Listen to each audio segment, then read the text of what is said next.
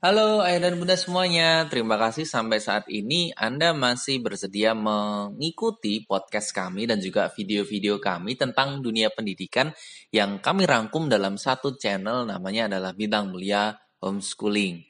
Nah, hari ini saya akan berbagi tentang ada konsultasi dari orang tua bagaimana ya cara untuk meningkatkan kompetensi akademis anak-anak di saat pandemi sekarang dengan catatan sekolah itu sudah tidak masuk lagi. Pembelajaran semuanya melambat. Pembelajaran dilaksanakan secara daring, di mana daring ini dengan semua keterbatasannya. Ada anak-anak yang bosan, ada anak-anak yang tidak bisa memahami apa yang disampaikan gurunya karena jarak jauh, karena tidak ada saling tegur, saling sapa secara langsung sehingga dia tidak terlalu paham. Banyak anak yang ternyata dia itu tidak suka untuk melakukan pembelajaran online. Nah, di sini kita bisa memberikan pemahaman bahwa saat ini memang pembelajaran online adalah bukan cara terbaik, tapi mungkin ini salah satu cara yang bisa dilakukan agar semuanya tetap baik-baik saja. Nah, satu hal yang harus dipahami adalah semua aktivitas dunia, apapun itu, ekonomi, bisnis, termasuk juga pendidikan, semuanya melambat. Nah, kelambatan ini bisa dipastikan semua anak-anak di dunia ini mereka memiliki grade menurun tentang kemampuan akademisnya.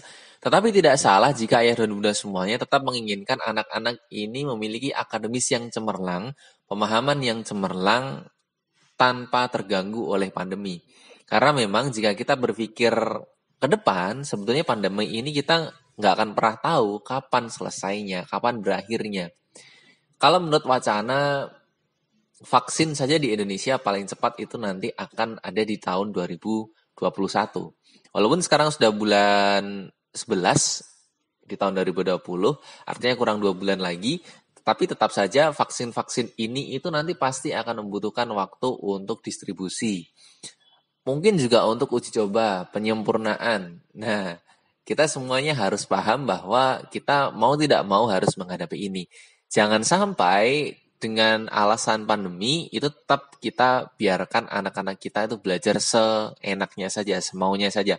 Harus tetap ada patokan-patokan yang nanti akan jadi ukuran seberapa jauh anak saya ini sudah belajar. Nah, jika Anda adalah orang tua yang menginginkan anak-anak ini tetap belajar sesuai dengan karakter akademisnya masing-masing, maka ada baiknya mari kita berpikir bagaimana kalau belajar ini itu tidak melulu tentang apa isi buku pelajaran.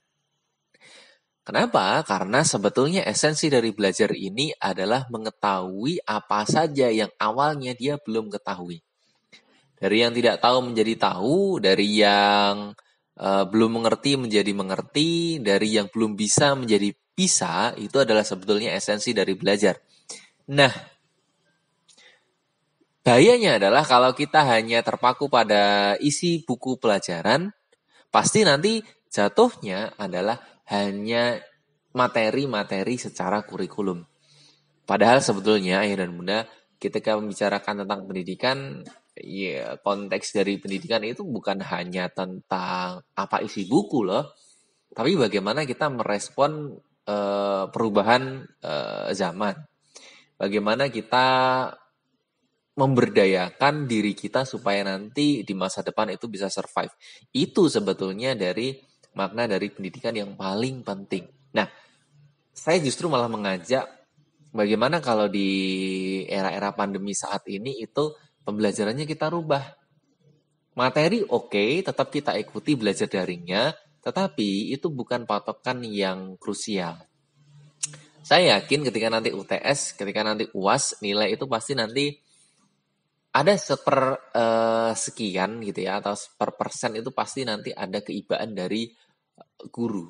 Bukan berarti saya terus menginginkan anak itu kemudian nanti dengan jurus IBA kemudian dia bisa mendapatkan nilai bagus, bukan. Tapi kita tahu faktanya seperti itu kan. Nah, alangkah baiknya kalau di musim pandemi sekarang ayah dan bunda semuanya mengajarkan hal-hal yang memang juga baik, non-akademis kepada putra-putrinya.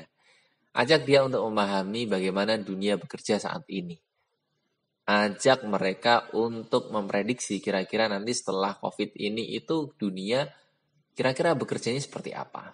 Apakah masih bakal terjadi pembelian secara tradisional mungkin, ataukah e-commerce itu semakin meraksasa, terus kemudian startup itu juga apakah nanti dia bisa bertahan, atau justru malah startup digital itu nanti akan tumbuh berkembang pesat. Nah, hal-hal seperti ini itu bisa kita ajak anak-anak kita untuk mendiskusikannya dan juga menganalisis. Syukur-syukur nanti justru malah ini bisa menjadikan pemahaman dia dan digunakan untuk masa dewasa kelak. Ayah dan bunda semuanya dimanapun Anda berada, tetap semangat, tetap dampingi putra-putri Anda, karena sebetulnya pendamping belajar, pendamping pendidikan anak-anak paling utama itu adalah orang tua.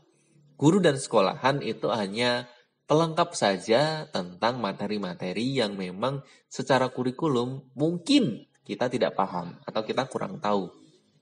Tetapi kalau kurikulum kehidupan, saya yakin setiap orang tua mereka punya pandangan yang ingin disampaikan kepada anak-anaknya.